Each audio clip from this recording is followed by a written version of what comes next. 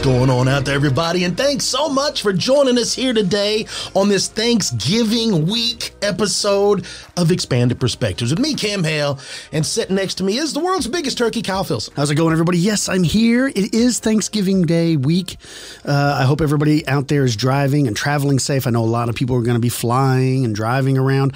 My brother, they're heading to like Florida to go to like Disney World. They're leaving on Thanksgiving. He's an insane person. I would never do that voluntarily. It's completely crazy. But I know a lot of people are out there traveling, so we're glad to have your ear. Yeah. You can turn us up.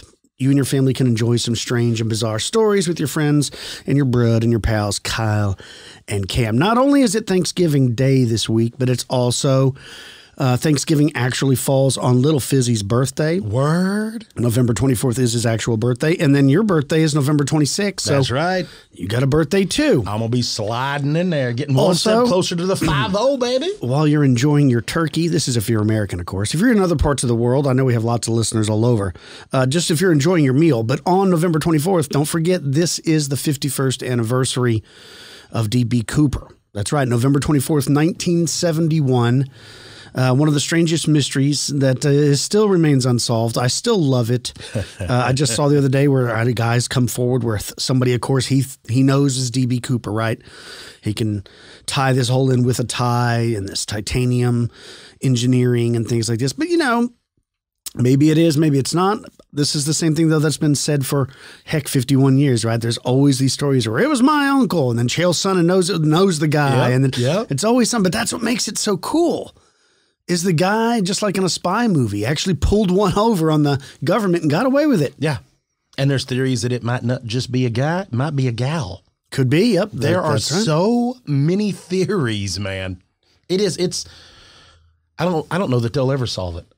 I think the water's too muddy. I think it's gone, and too much has gone by. Yeah. By now, right? Too much time. If they had DNA, like something that they could find that could link with solid proof that this person was on the plane at the exact time D.B. Cooper was and nobody else got off, right? You'd be like, yeah, okay. But now I think it's too far gone. Well, that's another thing that's strange is some of the evidence that they did have has gone missing, like the cigarette butts and stuff like that. All that's gone. It was an inside job, man. Some people claim that it was. I think so. Right? Very cool. Now, some people don't even know that he was able to spend the money. Like they found some of it on the river, remember? Yeah. He might have lost it all, but I don't even know that he ever did it intently wanting to keep the money because it was only $200,000. It wasn't like he stole $200 million. I mean, I think he did it because he knew he could do it. And he obviously had an understanding of skydiving, obviously had an understanding of the Boeing aircraft and that it could fly with the rear stairs down. If you're interested in D.B. Cooper stuff, you can always go back. We've done 2 episodes on D.B. Cooper. You can go back on YouTube or just back through our catalog, or you can check out our friend the Cooper Vortex, which is another amazing podcast that deals only with D.B. Cooper. Yeah.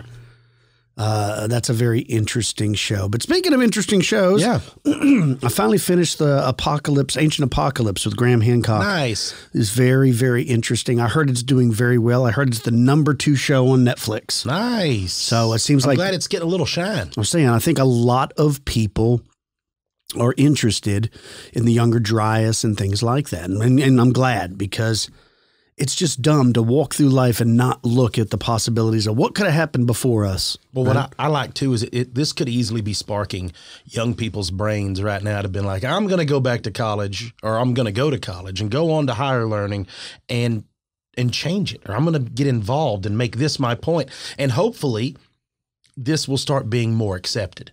I agree. And I think that would be great. If we can get it more accepted and more commonplace, then more people will go into it, and maybe we'll learn more. Maybe we can get more funding and we can find more cool stuff. I agree. Check this out, folks. This is a very cool story that happened just before I was born. Ooh. The person writing in says, in July 1976, a friend and I, who is now a dentist and a no-nonsense kind of guy, were cruising between Lincoln and Auburn, California, on a quiet country road. We drove over the top of a hilly road, and we were descending.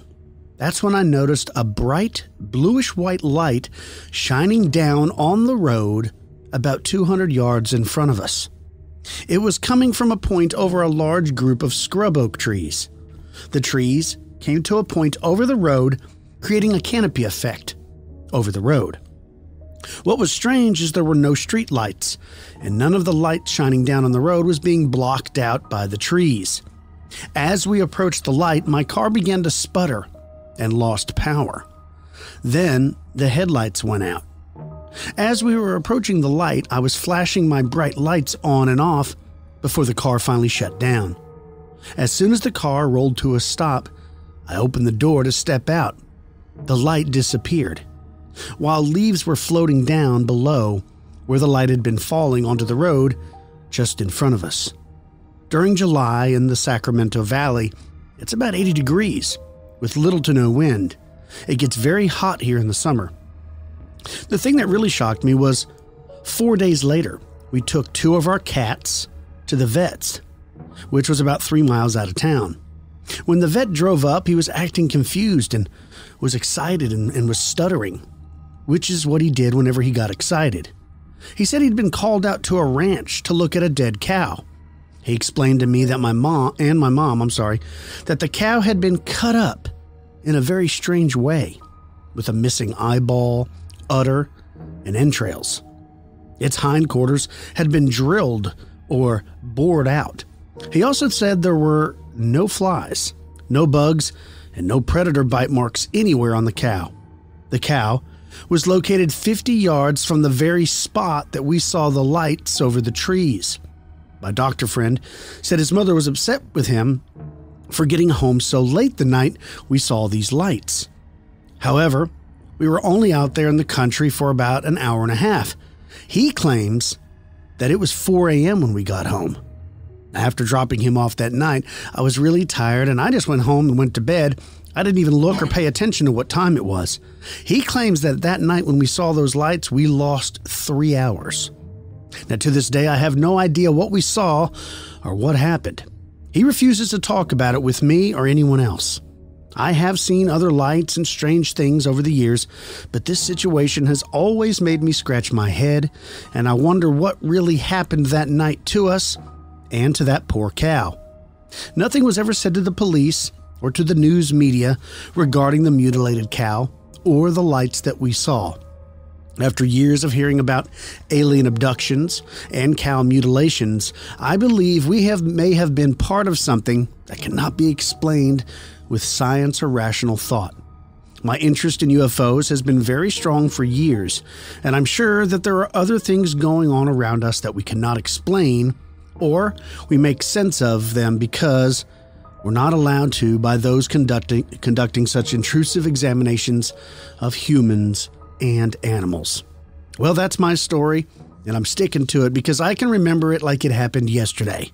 We were not drinking, smoking, or doing any drugs, as my doctor friend was always against such activities due to his medical training and personal beliefs. On the other hand, I know something happened beyond the norm and will take it to my grave as a real and unexplained experience. Thanks, MR. Very spooky. MR, you sound like you're hanging out with a square. Well, no drinking and no drugs with your square doctor friend. Yeah, but they were abducted by aliens, so maybe that's a thing. Maybe that's why they were selected. They want to inspect pure virgin organs, right? Where if you're messing up your liver and lungs, they're like, nah. Safe. Yeah, I'm safe. Safe. Right? I'm safe too. So maybe that's it. Maybe they were selected because they just were going down that particular road at that time, or like I said, maybe they have some kind of supersonic screening mechanism that they can use. But also, like, too, that they went to bed. Like, I'm just exhausted. I'm beat from this whole thing.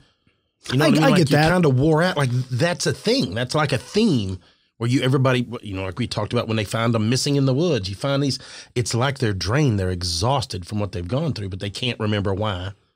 And then to find out 3 hours had gone by. Yikes. Well, you hear it so many times that these people, they don't remember having missing time, but they definitely experienced it. This fits perfect for today's show. I've got one here that Lon fired off at us because it was down here in Texas, so I had to share it. It actually took place down in Austin, folks. Listen to this.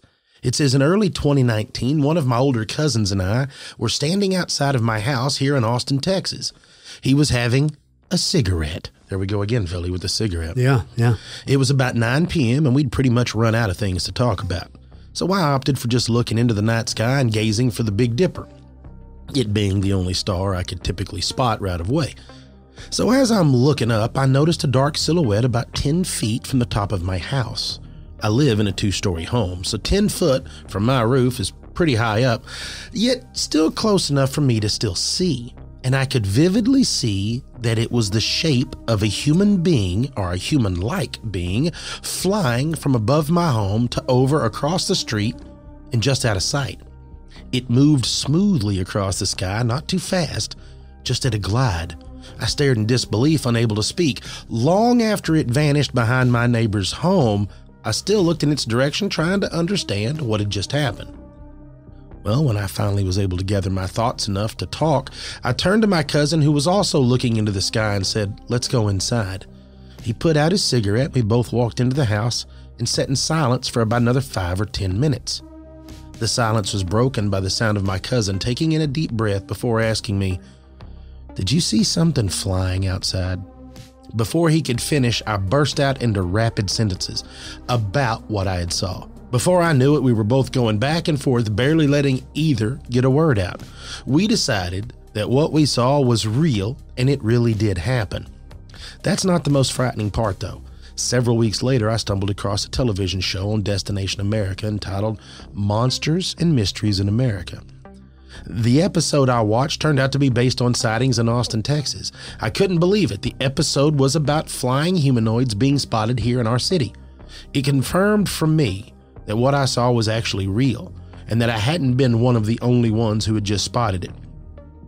I still look to the sky on most nights. I know they're still out there. See? So, found it on TV. I mean, and it's one of those things because it's getting to be more and more common. But this whole deal here, something crazy flying around through the sky, some kind of wild humanoid making its rounds up there. This, and like we said, we've reported on, this isn't the first one that we've heard. I don't know why Austin is one of them now, but of course we all know it's Chicago getting overran by it. Now it's like there's just big perches and dens.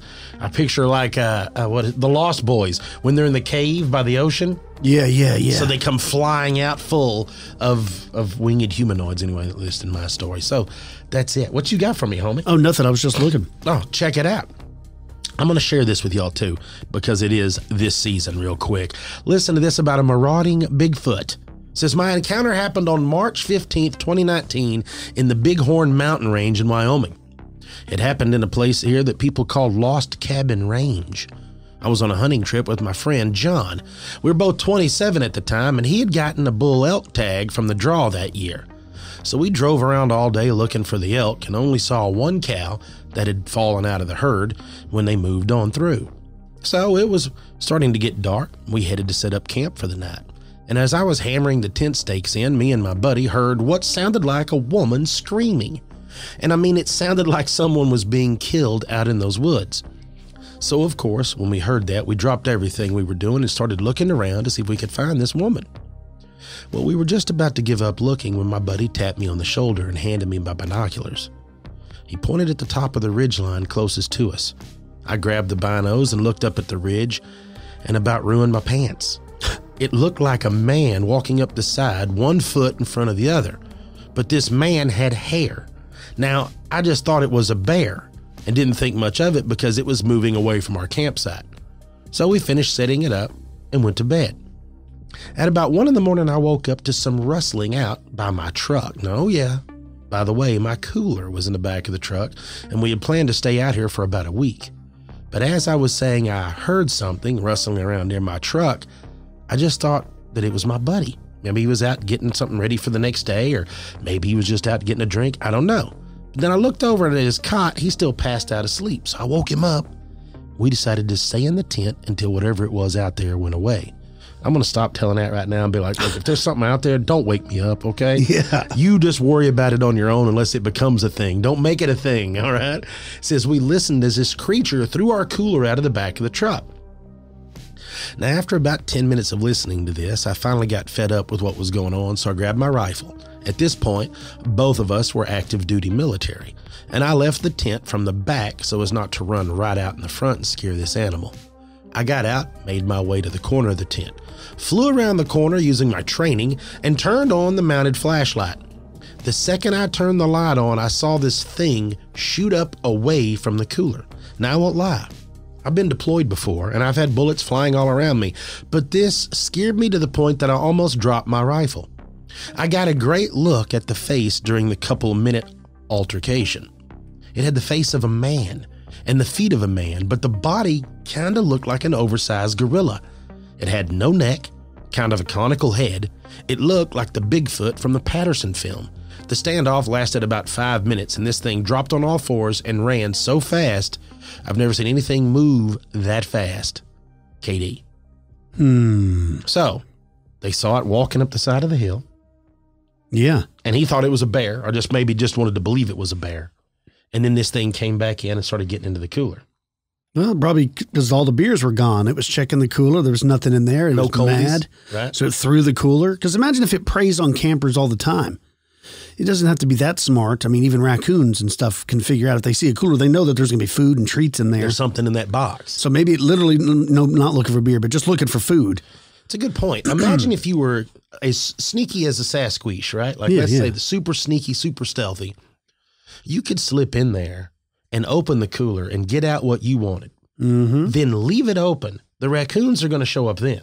Everything else, and then they're going to muck up anything that you might have left behind for them. Any kind of proof or evidence that you were there is going to be destroyed in the crime scene by the raccoons. For all you know, the Sasquatch is friends with the raccoons. Brings them up there with them. Go in there first, and then we'll clean up after. And that's right. Yeah. Like, y'all ready? I'm gonna open it up.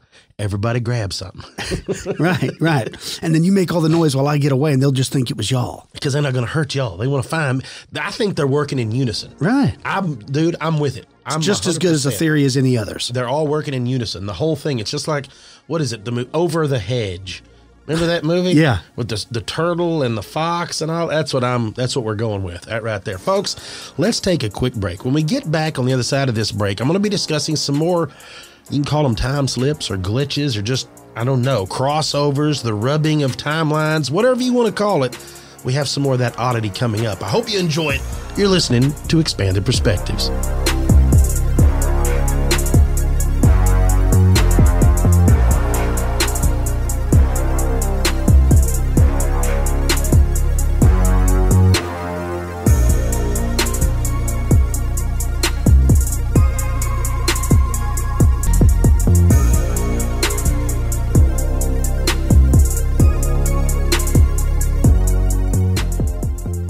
Y'all, here we go.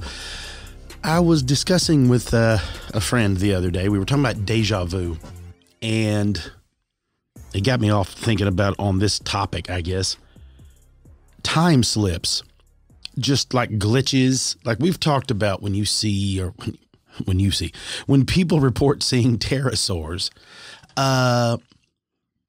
Could it be a glitch, right? Like when you report seeing certain things, that dinosaurs or even, let's see, like mammoths or, any of it.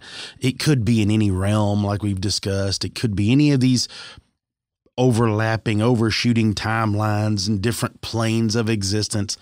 All of this stuff could be there. Maybe that would be an explanation of what is coming through and how it's coming through. And then it could also be an explanation of us having these time slips, these glitches, or even these deja vu moments. I don't know, right? I don't know. But I did find some interesting ones that seems to be, and I guess you could even say it's part of, like we've discussed, are you living in a simulation? Is this the Matrix? What is this that we're actually living in? Is it something generated? Who knows, right? It just makes it more and more weird and more strange when these type of occurrences happen. It makes me feel like time travel's a thing and like it's already been invented and we're, years behind it and been in the future. It's already done. And maybe that's what's happening. And then that's what's offset these things, or who knows, right? There's all these theories about different things that have been turned on and different inventions that we've done that could have disrupted the timeline and caused it to offshoot, which would explain the Mandela effect, would explain lots of things where people remember things a certain way and others do not. Maybe that's what all this part of. And some of these stories, it definitely seems this way. This one starts, Finn writes, 3 years ago, on my last trip back to the United States, I'm an American who lives in Japan. This is before COVID. I went to a big family reunion in the mountains. Now, the family's been doing it since the 50s, long before I was born.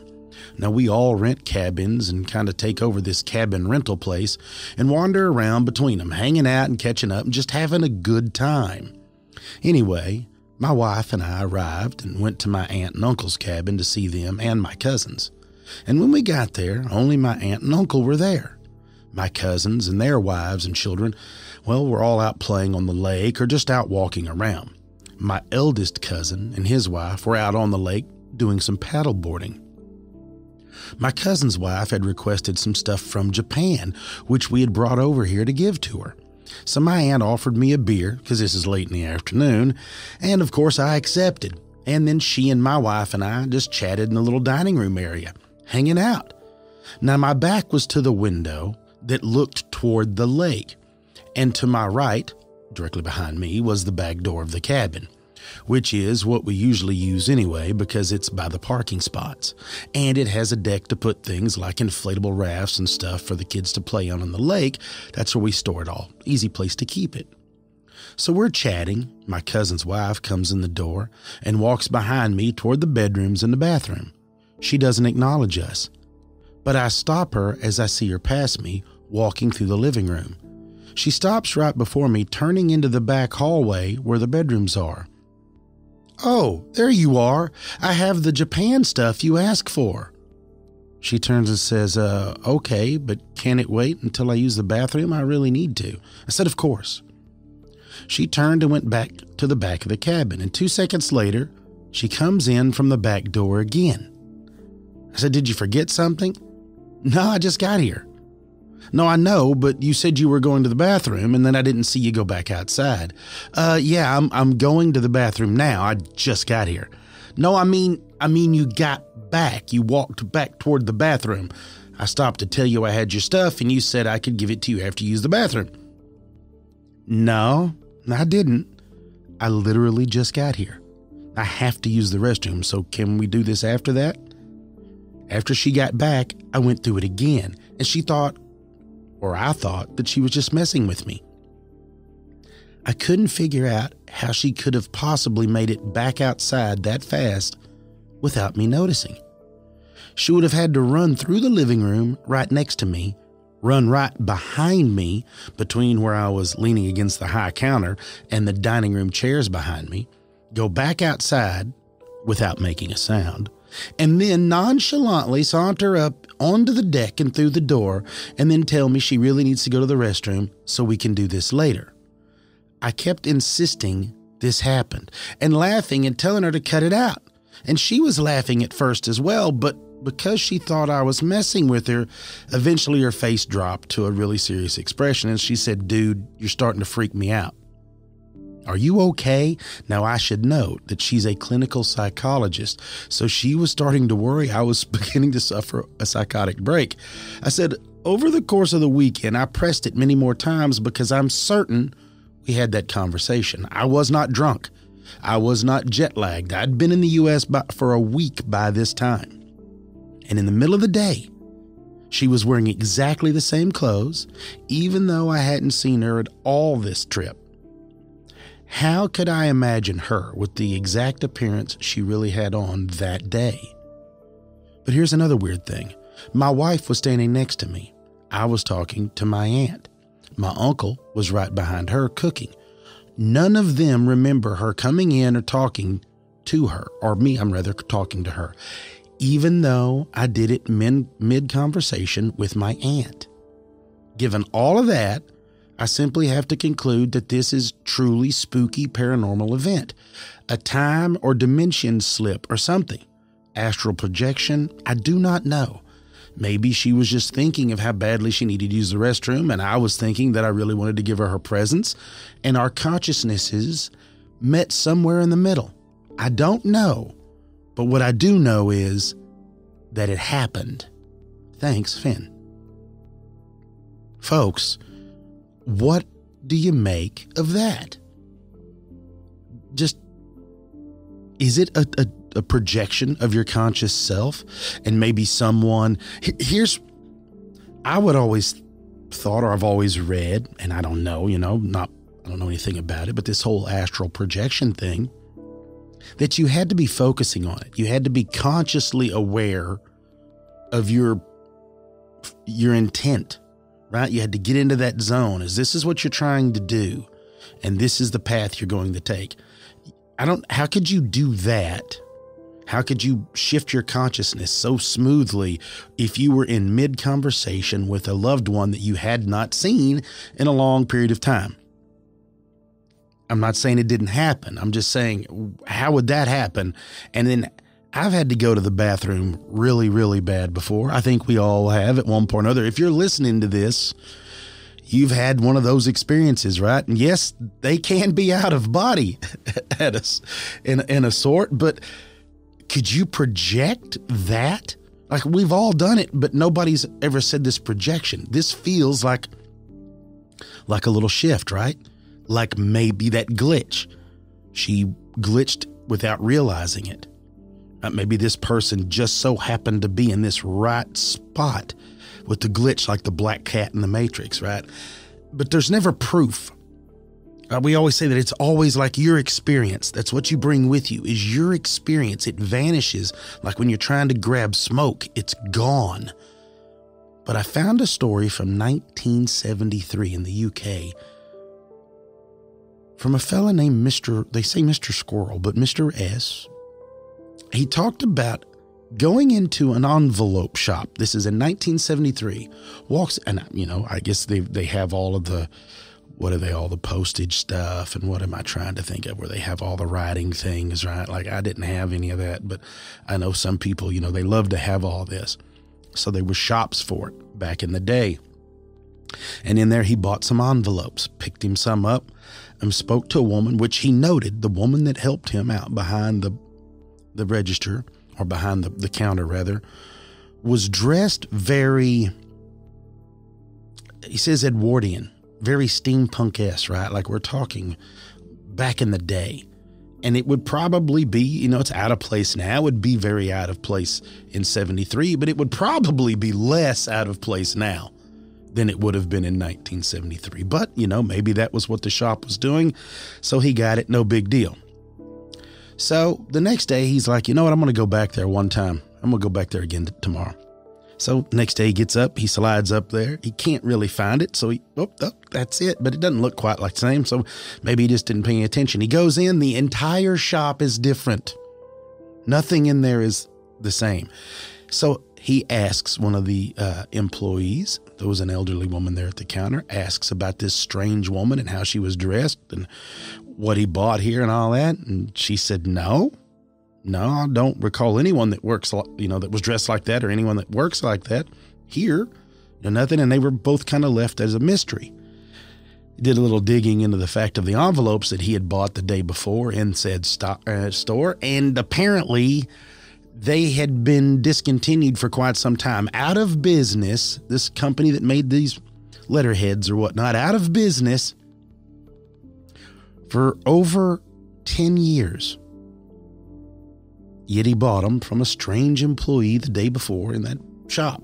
So is it a time slip? Is it something that was just some old stock? Who knows, right? Like who knows? But this is the first time I found proof, or at least a story that discussed proof of having it. Now, if you notice, it doesn't really prove anything, sadly. It as bad as I want it to. 10-year-old envelopes, it's not a mystery, right? Like, it's not mind-blowing that there may be an old box.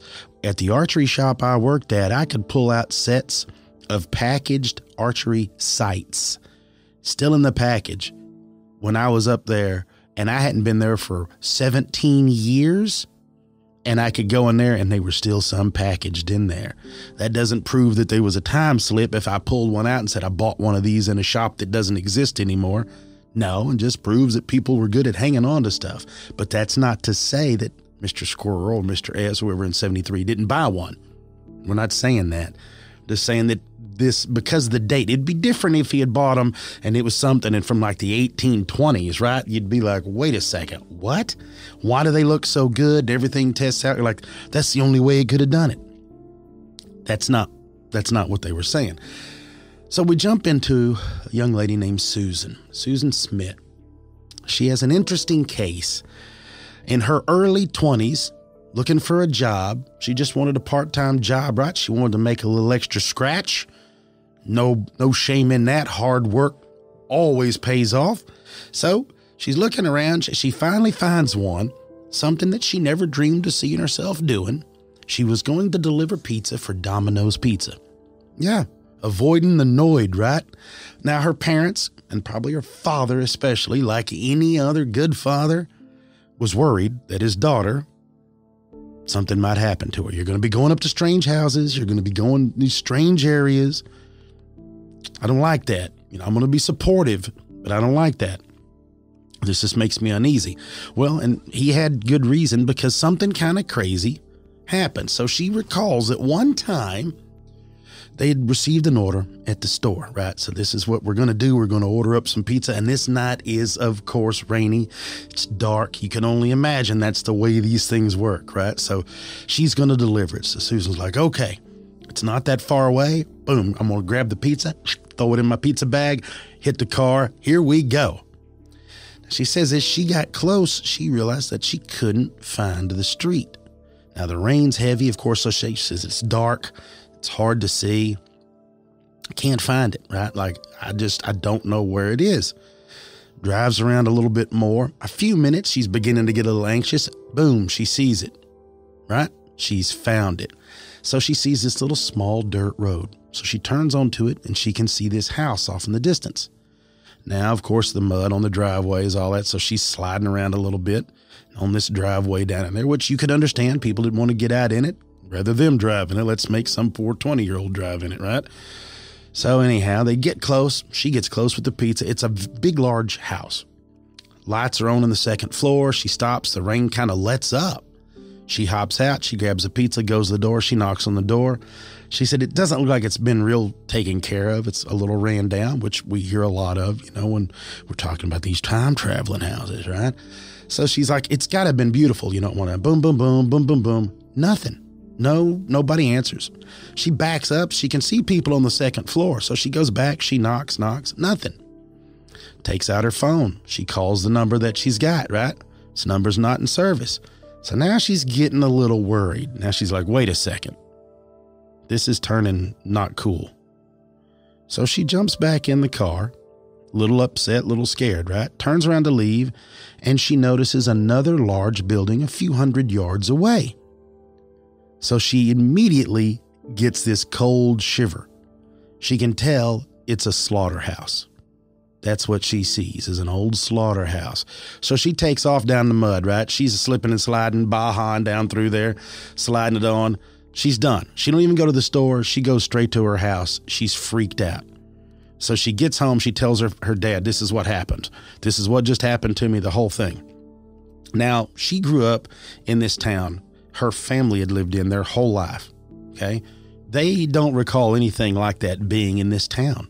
Nothing. None of this. So the dad's like, hey, look, I'll tell you what, you and I'll go with you. We'll go out there tomorrow in the daylight. We'll look to see what was out there just to make sure what's going on. So she's like, okay. So she jumps back in the car. She goes back to work. Everything's good. Tells him, this is what happened. Couldn't find nobody answer. You know how the story goes. They call the number, nothing. They're like, man, prank call, whatever happened. This is what it is. They eat the pizza. Right, happily ever after. So the next day, Susan's like, okay, we're going to try to find this spot. So Susan starts going with her dad. They're driving around. They can't hardly find it. They can't. They look. They drive up and down. Nowhere. Finally, they notice this little road. They find it, but it's nothing like what Susan saw. There's no buildings. There's no house. There's no nothing. It's just a big empty lot. And there's some old machinery. And from what they judged, it looked like a set of pins and maybe some loading docks or something out there. Old stuff from many, many years before the father can even remember. And it looks like it might have belonged at a slaughterhouse. So it sounds like Susan got a little quick, I need to order a pizza from the ghost of the slaughterhouse, right? Having a big party, all of this stuff. I would be curious if she dug in to look at the history of that town and really got deep into it, if you could find some old photos. You'd be surprised at what, your municipality might keep on hand as far as old photos. We have some from the day our reservoir was built and the water plant. We have some, and then we've got some from when the town was established. Every town's like this, right? Where you can see the stagecoaches and the muddy roads and all that. Well, you might be able to go back through the pictures and find that old house and all that, which is extremely interesting to me as well. I've got another one here that is, I don't even know. I'm kind of at a loss for it. I'm going to toss it out there for y'all to listen to. See what you think about this. This was posted up by a person named The Matrix. It says, back in 2013, I'm home from college at a family reunion at a lake with my parents. Now, early on in the day, my dad falls in the lake with his phone in his pocket. And this is back when phones weren't water resistant. So none of the buttons were working and the screen wasn't showing anything. Without any rice around, we just dropped it in my mom's purse. And I'm going to go ahead and speak as being a dad and being one of those fellas that have had this happen to them. I don't even know what it's like to have a water-resistant phone, right? I'm going to have to, that sounds amazing. So anyhow, and always, why's mom got to carry it? I don't know. But anyway, so it's in mom's purse, right? Now it goes on here, says several hours later, we hop in the car to get ready to leave and we start hearing something coming from mom's purse. Uh-oh, honey. Anyhow, so we pull out my dad's phone. And it's a message being played on a loop. This is what it says. It says, hey, this is my mom's name, and I'm calling to tell you that we're at the Hummingbird Festival.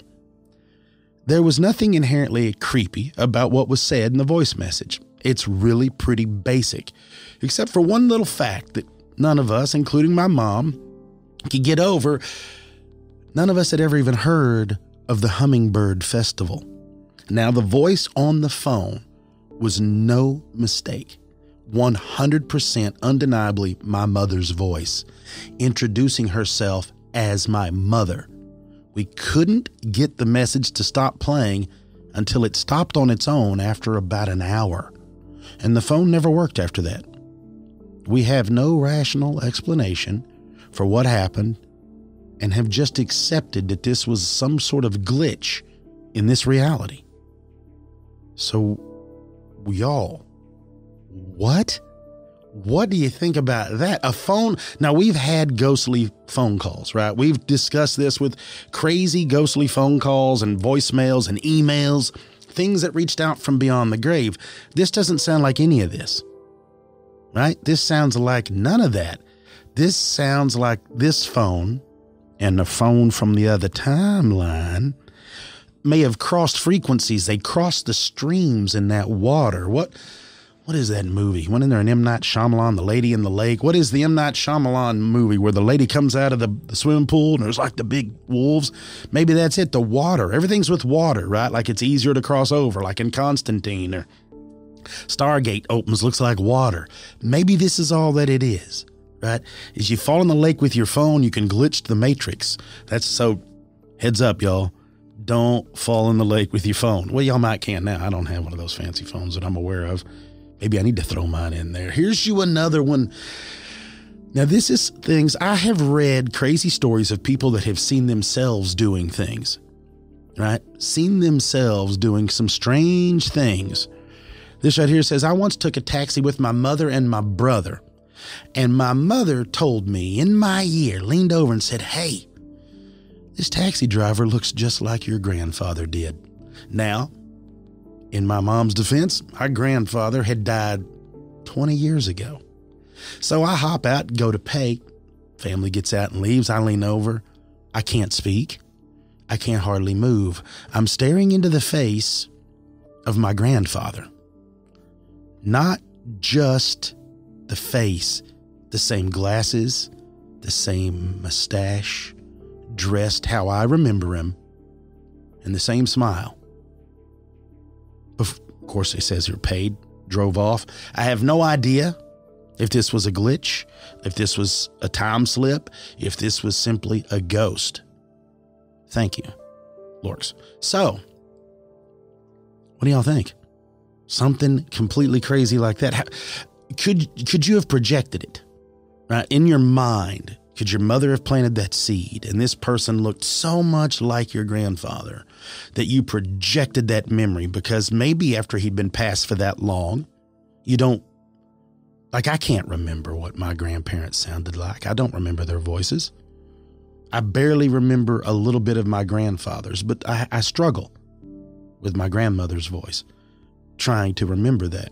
So if I had had the seed planted, and maybe, maybe he looked just like something that you had built in your memory of your grandfather. Or maybe some crazy time slip that is your grandfather in another time. But it's really not your grandfather now. It's your grandfather in this timeline, but not your grandfather in the other timeline. And I'm my own grandpa. Anyhow, this is what I was telling you on here. Mark says, I remember back in the 80s seeing myself drive in front of my own car in an identical car. I had a good look at the driver, and the driver was me. Of course I am. He's me. Same hair, same clothes, same vehicle with a scratched quarter panel on the side. I remember at the time friends saying how they waved to a guy and beeped the horn thinking it was me. I even had a conversation with a guy saying how I'd been talking to him earlier all day. It for sure wasn't me. Now, I knew at the time something wasn't right. I don't know. Time slip. I don't know. Doppelganger. Something just really strange. I have no idea. But I still think about this all the time, Mark. So, again, just like it was with the cousin that come walking in from the lake, this person sees himself driving a vehicle, slightly projected ahead. Now, driving, I don't know, are you relaxed enough to project you and your vehicle, right? But then you've got friends waving and honking and talking to you and people you know carry on a conversation. And this goes back to full circle to where these people, we've done stories of the folks in the military where one person keeps saying, this looks just like your twin and this, that, and thought you did this. The same deal. Right, where we have these people that are like 2 steps behind their doppelgangers as we've gone through it. And now this person sees a doppelganger. Is the doppelganger it? Is it a time slip? Is it simply a point of convergence to where 2 of you were in the same timeline? Right? Maybe this one knows. Maybe this one come over, your doppelganger came over in the timeline. There's just enough, just a little difference. And that doppelganger's changing things. It's going to make better in their timeline. And maybe you just haven't learned that trick yet, right? And that would explain how very, I guess, scarce this ever happens. Very, very few reports of these true doppelgangers that people deal with. Like they're one that works at the mall and you go back over and over and over and people think you're work, but it's not you. There's some very odd things that time can do when you really start digging into it. And It freaks me out a little bit, to be honest with you, because it feels like something we should never, right? We should never dabble with. And I feel like we already have. I feel like we've already, because we can't leave things well enough alone. That's just how we do it around here, right? Like if you're a human being, you just have to dabble. You can't leave things well enough alone. I'm going to leave you with a little quick one. This is nothing more of a glitch. Maybe. Could be an abduction, I guess you could say, but it could easily be a little glitch. Kyle and I have discussed, we've got a friend that had something like this happen, a real quick missing time where they were traveling not far enough in the amount of time where they had been gone. But this says a few years ago, my uncles were driving on a small highway headed west into northern Montana. After a small stop in this little town, they jumped back on the road and continued heading west. But in a blink of an eye, they were suddenly driving north on the interstate toward Canada. And he said to this day, he cannot comprehend how that happened. Dan. So, he doesn't give an allotted time. He doesn't say when it happened or what the gap was happened, just that that's when they realized, wait a minute, where are we going?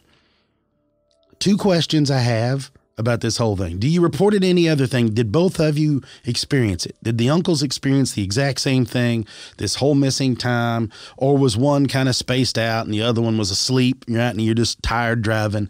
Doesn't give you the time of when that's happening. We have no idea. Does the person behind the wheel work up that road toward Canada up on the interstate somewhere? Because I have been guilty of this myself. This is speaking for me. I don't know about anyone else, but I have zoned out before and literally driven to some place. Like, say I was going to where I used to work by my old job and not paying attention, and I have pulled down into like going to my new job, my old job, just out of habit, right? Just certain things when you get stuck in your mind, driving to a family member's home, even after that family member has passed away, you just sometimes you're just drawn to it. Could that explain this lapse of time? You're just thinking about things and your body's on autopilot. As crazy and as dangerous as that is to sound, we all have done it and we all will do it again. It's bad, but it happens.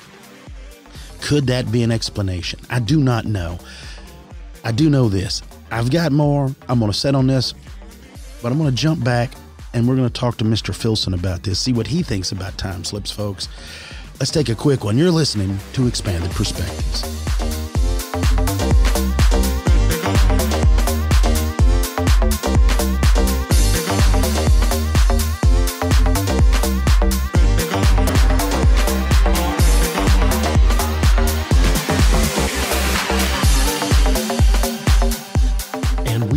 Back with more craziness. I like the stories. More craziness of stuff that's going on like that. I've got another one here that I didn't fire off at y'all. Took place in 1988 in North Carolina. There was a fellow named David Hale, matter of fact. Yep. And he was trying to find a job.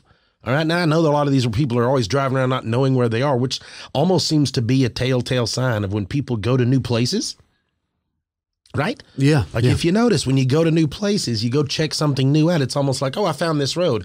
Then all of a sudden you can never find this road again. And in fact, that's kind of what happened to David. You're right, because it always is like travelers that experience it more than than someone that's lived in a town their whole life. It's like always somebody from out of town. A fresh set of eyes. Yeah. And that's what I've covered, one where she was delivering the pizza back in earlier. Same thing. Something's gone crazy. This kind of thing kind of happened to David, except what really made it interesting was on his way to this job interview, he ends up turning on to a dirt road. Now, mind y'all, this is 1988. We got Johnny Maps go over here. You had to follow maps. That's as crazy as it got, right? Paper maps. And if they weren't written down on there, then they just weren't on there till the map got redone, right? That's just how it went down. So Dave's driving around. He's got to try to find this spot using the map that he's got, and he finds this road, and it's a dirt road, and he's like, all right, well, I'm on this dirt road. Well, coming down this dirt road, he notices that here comes a car right towards him, and it's a classic, like an old car. He dodges out of the way, and this car shoots off the road. Like, woof, right off the road, crashes down in there. Jeez. He turns around. He can't believe it, right? He's like, oh my goodness, what's going on? He gets up there to it. He checks it out. There's no car. He can't see anything from the road. There's no tracks in the road where the car was. There's no car. Nothing happened. No dust. He's like, wait a minute. I just witnessed it. Gets in the truck, drives around, finally gets back out where he's got to go, goes to the job interview. Doesn't go well. He goes back home. He can't leave this out of his mind. So he's like, I got to go back out there. He goes back out there trying to find the road. He can never find the road, but what he does find is the bend in the road where he was, except now it's paved. The whole thing is paved because it's more modern at this time. So he stops the truck in the bend where it was, pulls off the side of the road, walks over where he saw the car go off the road, and starts going and walking around all down in this pasture. And there's a tombstone. There's a car. What's left of a classic car was down in there, crashed into it, just pieces down in there. But it had been there for a long time. A long time. So it wasn't necessarily a classic car as much as it was a car of that time. Yeah, so there was like a glitch in the Matrix. He was seeing something that took place 40, 50 years ago. He was on a dirt road in an unknown place. Turned out the road wasn't even dirt. See, I love stories like that. It's pretty wild, right? How many times do normal people experience things like this and just aren't conscious because they didn't later find out? Like maybe you've driven down a gravel road and it wasn't gravel. You just didn't know because you never went back to go check to see if that road was now in fact paved. Well, out of all the places that we've driven and you know, especially everybody, if you know, you're hunting and you're driving off in locations like that, I could see how that would happen. Like, How many times have you been? You may drive by a spot, and you may not even know that old house isn't really there because it's your first time through. And how many times have you been traveling somewhere you've never been before, and you like when you're driving, you see an old farmhouse, and you're like, man, why does that look familiar? Or you ever go to a spot and you're like walking down a trail, Deja Vu. and you're like, dude, it's like I know what happens when we make this bend. There's going to be a lake right there, and then you go around there, and there it is. It's like, how did I know? One of my favorite things. Very. Any of the Deja Vu thing, I love it. One of my absolute favorite things. And the idea of old farmhouses, like the idea of it being like you being caught in a loop, almost like a little time loop of that. Maybe even the people that are in it aren't even aware that this loop even exists. You know, we've talked about it many times on the show where like houses themselves feel like they have a life force. And it's like somebody can go on vacation, to like, I don't know, out of state for 3 or 4 weeks and a house will be totally fine. But the same kind of thing can happen where somebody moves out and the house is abandoned for the same amount of time, the same duration of time. And it's like the thing starts falling apart. Like it knows there's no life force there no more. It is very strange the way it's almost that. Yeah, it's almost like it needs you to continue to keep going. Strange. It's wild. Yeah.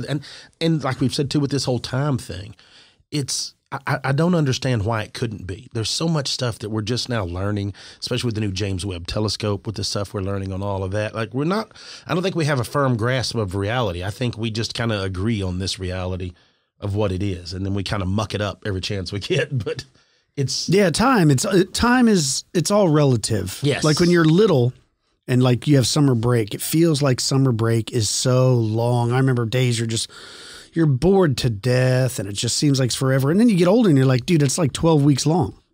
It's super short. I read a thing about that says it's your familiarity with what you're doing. That when you are so comfortable with the daily routine of doing something over and over, it doesn't seem like it's a big deal. So it makes time appear to you as to travel faster. Because you've done all this stuff before. All of this stuff isn't. But when you're a child, everything is so new. You're experiencing so much.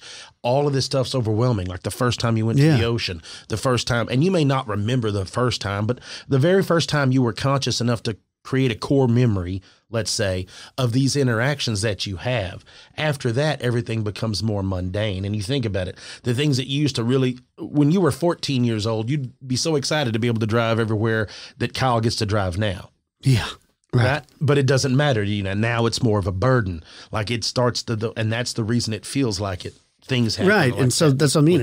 It's relative. It's relative. So like we were just talking about how long 3 months can seem. Then you can take it and you can expand it out. And we're like a life, say an 85-year-old life. You're like, man, that's forever. But when you really look at time, that's a blink of an eye. Like it's nothing. Especially like we were talking about the James Webb telescope, like cosmically. That's nothing. 80 years is nothing. Truly a blink of an eye. Nothing. So it's kind of hard to wrap your mind around like, well, this happened 300,000 years ago. Yeah.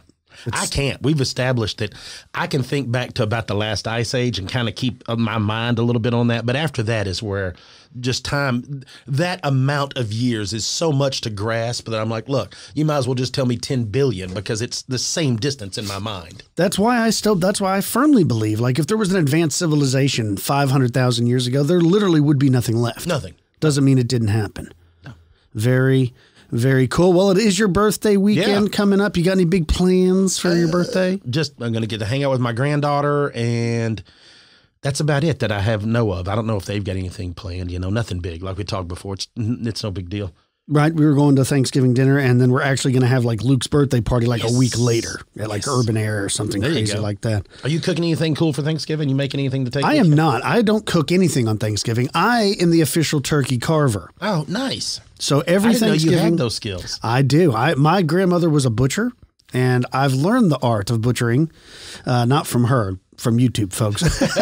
But no, I do almost always carve the turkey because for whatever reason, everybody in my family doesn't know that you can go on a service called YouTube that's 100% free, and they can show you. Learn how to do some things. How to do almost anything you want to do, but they don't do it. So I'm baking pies. I've got some pies I'm going to whip up.